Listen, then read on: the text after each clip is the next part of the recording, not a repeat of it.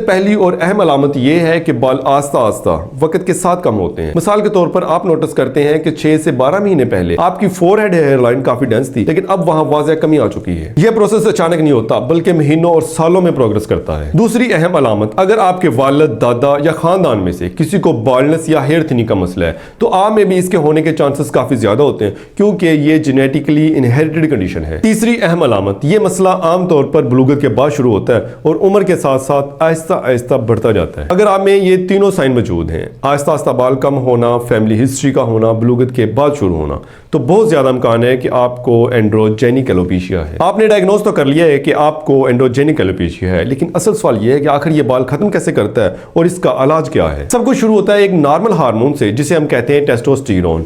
ये हर मर्द के जिस्म में मौजूद होता है और खुद से कोई मसला पैदा नहीं करता, लेकिन स्केल में एक खास एंजाइम होता है 5-अल्फा रिडक्टेज। ये एंजाइम टेस्टोस्टेरोन को डाईहाइड्रोटेस्टोस्टेरोन DHT में कन्वर्ट कर देता है और यही DHT असल विलन है। अब देखते हैं कि DHT बालों के साथ क्या करता है। सबसे पहले ये हेयर फॉलिकल को श्रिंक करता है, फिर बालों की ग्रोथ साइकिल को शॉर्ट कर देता है।